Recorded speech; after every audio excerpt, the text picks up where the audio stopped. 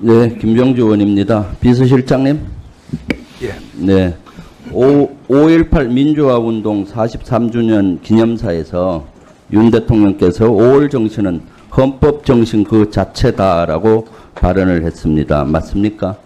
예, 맞습니다. 네. 그리고 윤석열 대통령께서는 공약으로 후보자 시절에 5.18 정신을 헌법 전문에 포함하겠다고 공약했습니다. 맞습니까? 예, 맞습니다. 예. 그런데 대통령실은 5.18 정신을 헌법 전문에 원포인트로 포함하자는 야당의 주장에 대해서 국면 전환용 꼼수다라고 폄하했습니다. 국면 전환용 꼼수, 이거 뭔 말이죠?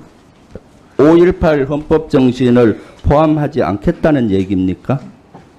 5.18 정신이 그 헌법에 들어가야 된다는 거는 뭐 그 진정성에 대해서는 여러 번 말씀을 하셨고요. 그러면은 헌법에 대신에 언제 개헌을 해서 포함을 시킬 예정입니까? 그래서 저희- 임기 중에 해야 될 거 아닙니까? 저희는 이 개헌이 그 국가 대계를 위해서 해야 되지 않겠습니까? 그래서 원포인트 그 보다 좀 종합적인 비전을 가지고 좀 전체적인 모습을 좀 논의하신 다음에 하면 어떨까 그럼 싶습니다. 벌써 1년이 됐는데 그래서 4년 이내에 해야 될 텐데 언제 하겠다는 겁니까? 그래서 그거는 그러면 이제 공약을 이행 안 하겠다는 얘기입니까? 아니요, 그렇지는 않고요. 지금 만약에 지금 원포인트 개헌이래지만 그걸 한다는 순간에 그게 국정의 블랙홀이 돼서 모든 또 이슈가 다 거기로 빠져들고 그래서 저희는 지금 민생도 중요하고 또 국정 이 상황이 좀 그러니까 엄중하기 때문에 행정부는 시기와 기간 이런 것들을 정해야 되는 것이죠. 그렇게 두리뭉실하게 한다는 것은 이것은 정치적인 수사고 하고 싶지 않다는 의미로 받아들여져요. 국민들 입장에서는. 그 다음에 국민들께서 또 궁금해하는 것이 김건희 여사의 활동 사항입니다. 최근에 김건희 여사 활동이 아주 부쩍 많이 늘었는데 제2부속실도 없는데 어디서 일정을 편성하고 동선 관리를 하는 거죠? 어느 부서에서? 그 제2부속실은 없지만 그냥 부속실에서 여사를 그 보좌하는 팀이 있습니다. 한 4-5명 되는 팀이 있습니다. 그래서 별도 팀을 구성. 부속실장 뭐 이렇게 별도 팀이 없어도 예. 그러면은 그 대통령실 사무실은 김건희 여사 어디 있습니까? 5층 쓴다고 했는데 5층 쓰고 있습니까? 대통령실에 여사 전에 사무실은 5층에 없지요. 대통령께서 계시다가 2층으로 가셨잖아요. 아닙니다. 지금 5층 쓰시고 계십니다. 예? 지금 5층 쓰시고 계십니다. 대통령께서. 그러면 김건희 그 여사께서는 2층 어디 사무실을 씁니까? 거기 사무실 없습니다. 예. 그거 잘못하신 겁니다. 그 다음에 김건희 여사 사진을 대통령실 홈페이지에 보면 사진 뉴스가 많은데 누가 선정합니까? 최종 결정을. 그거는 그 국민들이 되게 궁금해하더라고요. 저희 그 뉴미디어 그 팀이 있습니다. 예. 홍보실에. 팀에서 합니까? 예. 거기까지는 뭐 저희가 그래서 개입은 별도 안 팀을 합니다. 구속실에서 운영한다 하지 말고 예. 원래 조용한 내조를 하신다 했는데 활동이 많아지면은 사과하시고 제2부속실을 정식으로 만들어서 이렇게 해야지 별도 팀으로 이렇게 하다 보면은 계속 의혹만 넘치잖아요. 안보실장님? 네. 예. 안보실장님 그 미국에서 도청을 대통령실 했다고 하는데 그거 인정합니까? 인정하지 않습니다. 인정하지 않아요? 저희가 내부적으로 미국에서는 심각하게 이 사항을 바라보고 있고 김태호 1차장은 미국 한미 정상회담 그 실무회담 다녀와서 미국이 만날 때마다 유감 표시를 했다라고 했는데 이건 인정한다는 거 아니에요? 아닙니다. 그 정상 방미를 앞두고 그러면 중요한 후속 행사를 조치, 앞두고 이런 도청에 논란이 일으킨 대한- 데 대해서 유감을 표시했다 이렇게 돼 있습니다. 그러면은 도청에 대한 후속 조치는 아무것도 안 했겠네요? 후속 조치 하고 있습니다. 우선 한미 간에 아니 도청에 이측이 대한 걸 조사를 인정 해서 안 결과를 하는데 통보하도록 했고요. 우리 내부적으로도 사실관계를 좀 파악을 하고 있습니다. 도청에 대한 걸 인정 안 하는데 내부 그런 걸 보강하는 후속 조치를 하고 있다고요? 아까 도청을 인정하시냐고 해서 네. 저희가 사실관계를 파악해 보니까 사실이 아닌 부분이 많이 드러나기 때문에 도청인지 아닌지는 조금 더 파악을 해봐야지 결론을 내릴 수 그럼 있습니다. 그렇게 얘기해야지 도청 인정 안 한다면 어떡해요? 아니, 현 시점에서 인정하냐 그러니까 그리고 더 파악을 해봐야 된다는 그러면 말씀을. 지금도 본 의원이 보기에는 대통령실이 미국뿐만 아니라 일본이나 중국, 러시아, 북한 여러 군데로부터 여러 나라로부터 도청 가능성이 많다고 봐요. 그 우크라이나의 탄약 지원에 관련해서 우크라이나에 지금까지 지원한 예상 규모가 얼마입니까?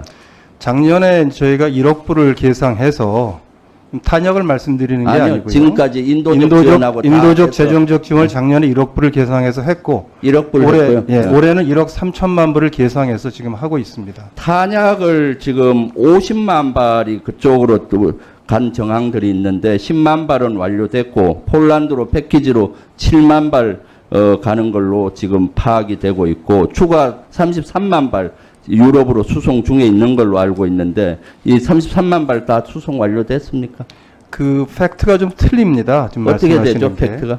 우리 저기 풍산그룹에서 포탄을 생산해서 그건 계약을 맺어서 지원하는 것은 있습니다만은 그 외에 다른 부분들에 대해서는 한미 간의 협의는 지금 하고 있습니다. 아직 33만 발 지난번에 저희가 가는 우크라이나에 거 직접 지원하는 것은 없습니다. 아니, 우크라이나에 직접 지원은 안 하는데 지금 미국이나 폴란드나 이렇게 우회적으로 저희가 50만 발 가고 폴란드를 있잖아요. 통해서 우회 지원하는 것도 사실은 없습니다, 의원님. 그럼 50만 발 간 것은 언론의 보도는 조금 그게 거짓입니까? 정확하지가 않아서 사실관계가 좀 틀렸습니다. 지금 탄약은 엄청나게 부족합니다. 한번 돕혀보시죠. 지금 155mm 이거 작년에 국정감사 때 제출받은 자료입니다. 여기 보면은 155mm 탄약은 우리가 엄청나게 부족해요. 지금 사실은 60일치 정도는 가져야 되는데 30일 기준으로 봐도 지금 86%, 특히 비비탄 같은 경우는 58%밖에 없어요. 지금 만약에 50만 발을 대여했다면은 안보에 큰 공백이 생기고 수도권을 위협하는 장사정포 위협에 수도권 2천만 명이 노출이 되는데 이러한 일이 있어서는 안 된다고 봐요. 우크라이나에 탄약 지원할 겁니까? 저희 대통령께서 말씀하신 것처럼 현재까지 우크라이나에 대해서는 저희가 인도적 지원과 재정적 지원을 하고 있습니다. 다만 우크라이나라는 나라가 불법 침략을 탄약 지원할 겁니까? 안 할 겁니까? 전황을 보고 그다음에 다른 그다음에 상황을 본 의원이- 고려해서 저희가 본 의원이 추후 검토를 할 예정입니다. 전쟁 지역에 탄약을 보낼 경우는 살상 무기를 전쟁 지역에 보낼 경우는 국회 승인을 받도록 법안을 발의했어요. 안보실장님 여기에 동의하십니까? 그거는 국회에서 정해주실 문제인 것 같습니다. 그럼 탄약에 대해서 궁금해하니까 지금 시간이 없으니까 안보실장 충분히 지금까지 얼마 정도 지원을 했고 얼마 정도 가고 얼마나 계약돼 있는지 좀 말씀 좀 해주세요. 계약되어 있는 부분에 대해서는 말씀을 드렸고 다른 부분에 대해서는 한미 간의 협조 중이라는 말씀을 드리겠습니다.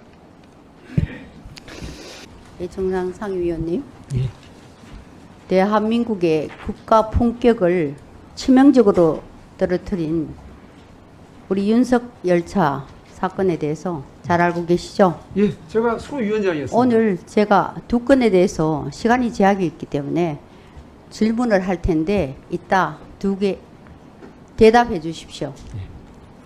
첫째는 위원님께서 윤석열차 사건의 조사관이었던 백모 사무관의 인격권을 침해했다고 인권위 노동조합 간부들이 진정을 신청한 게 맞습니까? 예, 그 사유에 대해서 말씀해 주시고요.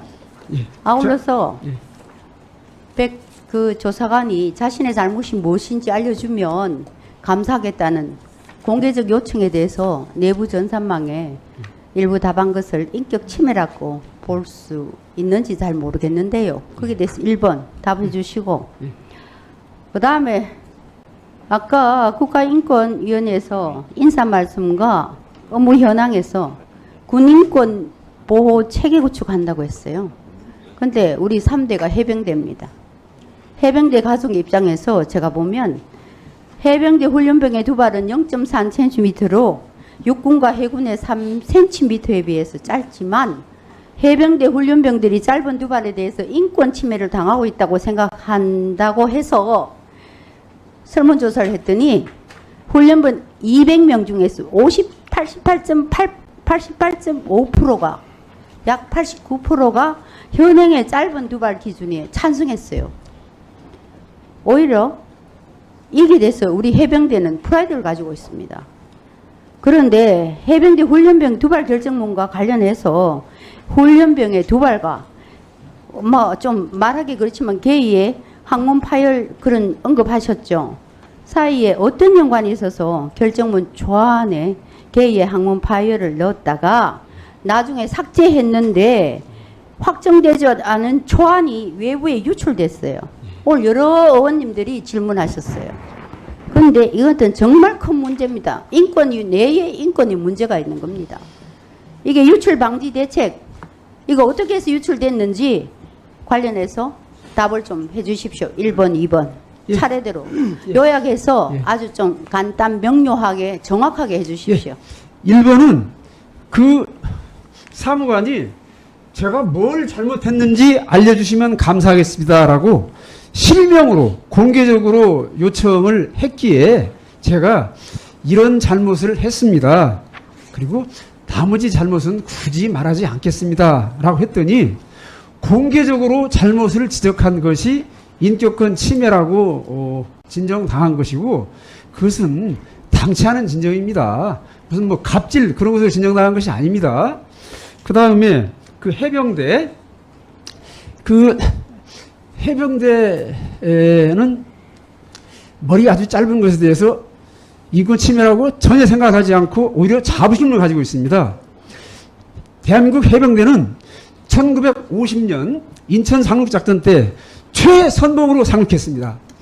9.28 서울 수복대 제일 먼저 돌격해서 중앙청에 태극기를 제일 먼저 개항했습니다. 군기도 셉니다. 육해공군보다 훈련기간도 깁니다. 해병대는 특수합니다. 그런 해병대의 특수성과 자율성을 최대한 존중해서 해병대의 짧은 머리가 유지되기를 저는 바랍니다. 그래서 상임위원회에서 제가 그런 발언 한 것으로 오해하고 계시는 의원님이 계시는데 상임위원회에서 결코 제가 그런 발언하지 않았고 이제 3대1 소수견으로 밀리니까 이 소수견을 설득력 있게 써서 국방부 장관이 이 권고를 수행하지 않게 하기 위해서 발언을 좀 정리를 해주세요. 예, 예. 네, 정리. 열심히 쓴다는 게 순간적으로 야, 이걸 쓰면 성소수자도 인권 침해 아니니까 해병대는 더욱더 인권 침해 아니라고 보겠다 해서 넣었다가 뺀 것입니다. 예, 예. 이제 그만 자 정리하시기 바랍니다. 네. 아, 예, 유출 네, 방지돼야 하는데 네. 저는 방지 대책 어떻게 돌아가는지 모릅니다. 예.